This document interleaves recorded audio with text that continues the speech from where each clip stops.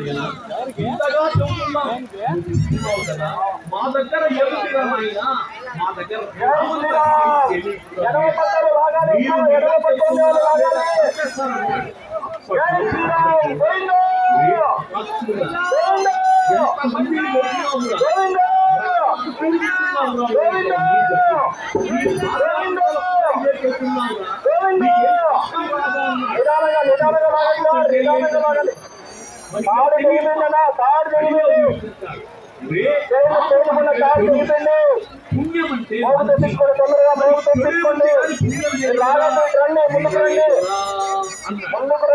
ఏంటంటే ఇంటికి భాగం పంచుకుంటారా?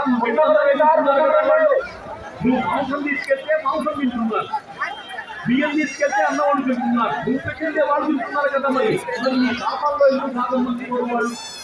అంటే ఏ స్వామి తప్పకుండా భాగం పంచుకుంటాను అన్నాడు. అట్లా కాదు ఆయన, ఒక సాగు, ఆ సాగు మమ్మల్ని కట్టేసి పో.